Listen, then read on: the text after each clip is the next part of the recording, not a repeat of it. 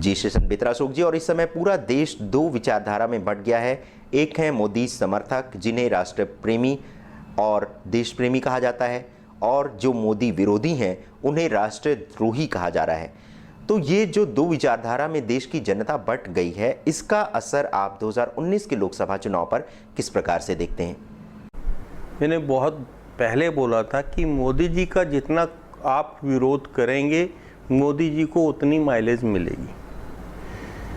अब मोदी जी ने हिंदुत्व और राष्ट्र प्रेम की जो अलख है वो ऑल ओवर द वर्ल्ड जितने भी हिंदू हैं वो मोदी जी के अगेंस्ट सुनना नहीं चाहते। आप अपोजिशन में हैं, आप मोदी जी को क्रिटिसाइज मत करिएगा। अगर कोई गलती हुई है, आपके पास कोई मुद्दा है, उसके अगेंस्ट बोलिएगा, लेकिन मुद्दा वो अगर मोदी जी से रिलेटेड नहीं है और उसमें मोदी जी को आप लेके आते हैं तो डेफिनेटली जो है आप देशद्रोही कहलाएंगे।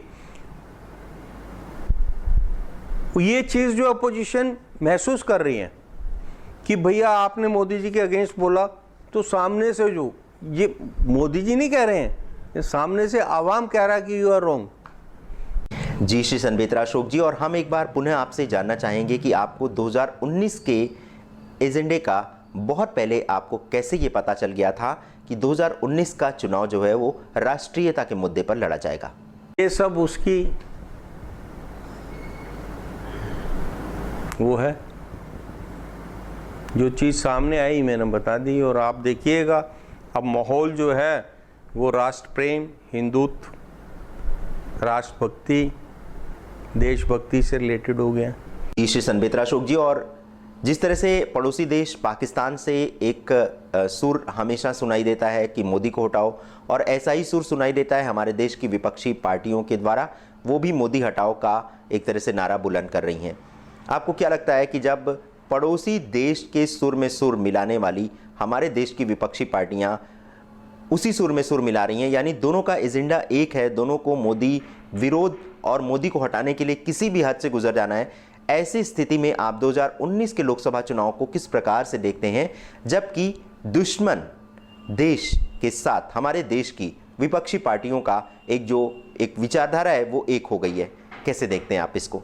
एक चीज़ मेरे को एक कॉमन सेंस लगा के आदमी को समझ आ जाती है। पाकिस्तान में इमरान खान जो इलेक्शन जीता है वो मोदी के नाम पे जीता है। मोदी जी को कोड करके कि ऐसा ही ईमानदार मैं बनूंगा, ऐसी ही ईमानदारी से मैं काम करूंगा, ऐसी ही ईमानदारी से मैं देश के लिए सोचूंगा और देश को आगे विकास करूंगा। उनके नाम से जो जीते हैं, सत्ता में आए हैं, वही देश, वही लोग ये कह रहे हैं कि मोदी को हटाओ। तो हमारे यहाँ के जो विपक्ष में जो लोग हैं उनको ये बात समझ नहीं आती है कि जिसके नाम से वो जीते उसको हटाने का मतलब क्या है? आपको कमज़ोर करना।